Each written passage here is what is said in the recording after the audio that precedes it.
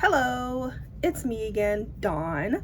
I am a teen librarian and I'm a podcaster, The Novel Universe, with my friend Ashley, and I am a reader and a criticizer of books. I'm lots of things. And today I will be doing my August reveal. I don't usually do TBR for the months because I don't like to be told what to read, even if it's me telling myself to read it. I just feel a lot of pressure. I don't like that. So I tend to not do like a monthly TBR. I just kind of read whatever I want. That makes me free. But this is Arc August, which means it has a theme, and I want to read more arcs. I used to read a lot of arcs. I don't really read them anymore. I don't know why, but I feel like I'm always playing catch up and I can't get ahead. But I feel like I'm ahead of the game now, so I can start reading some arcs. And I'm going to tell you what those arcs are. But before we begin, I must let you know that I am on a quest to find my first 5-star read in 2.5 years. I am the criticizer of books. I am very picky. I don't like most books. So I give a lot of 3s. For me, a 3 is bad, but for most people, like normal people, a 3 is not bad. But anyway, I need a 5-star read. I'm sick of reading 4 stars. I'm sick of reading 4.25s. I want a 5-star. So if you have any recommendations for me, please let me know. I enjoy fantasy, mostly fantasy. Doesn't have to be YA, it could be adult. I don't care. I also like science fiction, but I do not like romance. I do not like historical fiction. I do not like Holly Black. I do like Sarah J. Maas. I do not like the Echo Tar series. Please do not recommend that series to me. And I like flowery writing. All right, let's get to these arcs. The first arc that I will be reading is I think it's the Arc Conspirator. I don't think it's Arch. I think it's Arc Conspirator. That is the new book by Veronica Roth. Now, I don't know if I'm happy to say this or I'm sad to say this, but I think I have read every Veronica Roth book. I do not know why. I don't particularly love her, but I keep giving her chances because she always has good ideas, with the exception of Divergent because other people did that first. But her execution is usually not quite there. Like the last series she wrote, I do not remember what it was. It was about superheroes. Like that was a good concept. It was almost kind of like The Boys a little bit. Not really, but I mean the idea of superheroes being kind of gray, or like really gray if you're thinking about The Boys, the TV show and the graphic novel. But the idea, I mean, while not original, she still did her own spin on it, but just the execution was just missing some stuff. The one, I have it on my shelf, let me Carve the Mark. I read the first book. Once again, solid idea, execution, woof. So this is it. This is my last attempt at reading her book. If this book is bad, I'm done. I'm retiring her jersey. In my world, that means that I will no longer read her books. Yes, I know in sports, retiring a jersey is a good thing, but to me, retiring a jersey in the book world for me is bad. So this is your last shot, Veronica. She's a lovely woman, and she's from Barrington, Illinois, which is like 15 minutes from me. Like I've driven through Barrington many times. Very fancy town. But yeah. So this book doesn't come out until February 2023. And this is, I don't even know if this is YA or adult. It's from Tor.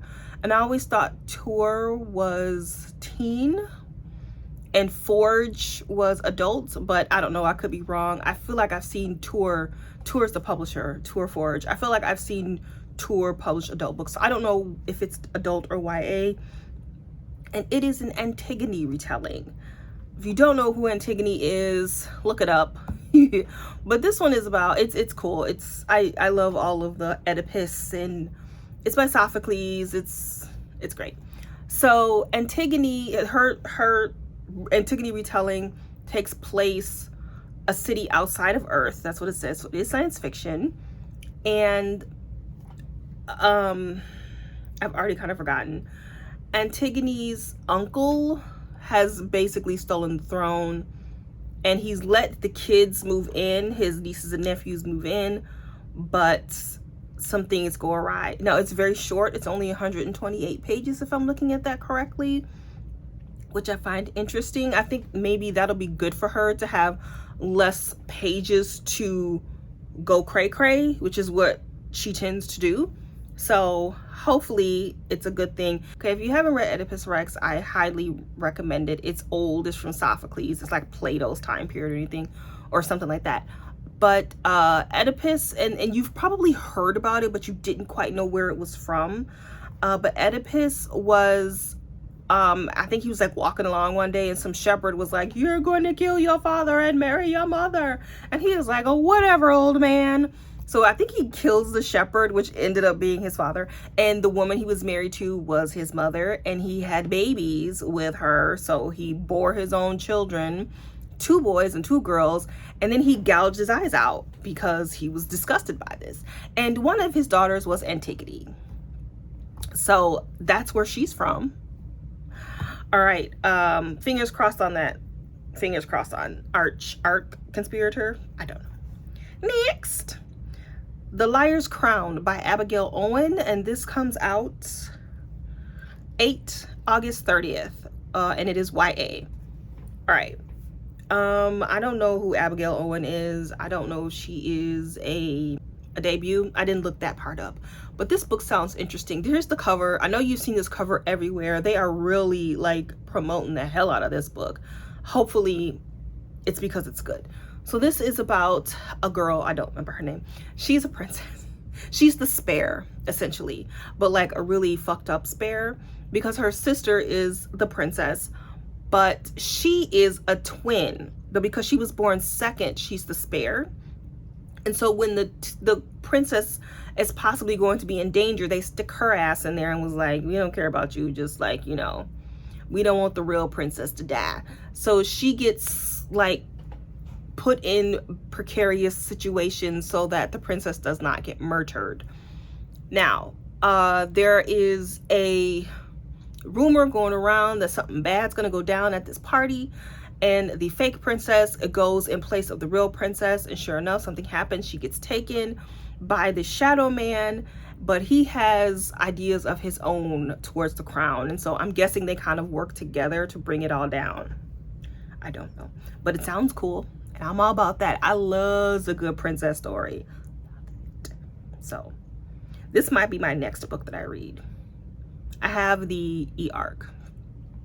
If you're curious, I get my e-arcs from Edelweiss, which is similar to NetGalley. Next. Little Eve by Catriona Ward. I don't know. And this comes out October 11th. Yes, and this is adult fantasy. This is I don't know what country this is from. Ireland? Is it Irish? I think it's Irish. And in this world, these people worship a god and they think the end is coming. And they believe that their god is going to take one of their people and give that person all of their power. But while they're celebrating, the popos come and was like, "Somebody was murdered, guys," and then shenanigans happen. Sounds interesting to me. I'm gonna read it and I'll let you know. And the last arc that I will attempt to read in August is Saint by Adrian Ward. I was given this by Wednesday Books, and yeah, Wednesday Books. And this is in the same world as Fable and Namesake. And this is the story of Fable's father, Saint. And I believe this is how he met Fable's mother, how he met her mother. Cool. Which I think is great because there was a lot left up in the air about the mystery surrounding her mother. Ashley and I reviewed both Fable and Namesake, and if I recall on the podcast, and if I recall, I had some theories about her mother that never resurfaced, pun intended. It's about the sea. They're pirates. I had some theories about the mom, but nothing was ever talked about again in Namesake, and so I was a little bummed by that, but maybe we'll get some answers in Saint. I'm very excited about this book. If you have not read anything by Adrian Young, I highly recommend her books. She wrote other stuff. What else did she write? I can't think. You know what? I get her mixed up with Trisha Levenseller. I don't know why. I don't know either of those women. I don't know why I think they have similar writing style. And so I tend to get those two ladies mixed up. Adrian wrote, she didn't write Warrior of the Wild. I think that was Trisha Levenseller. She wrote something else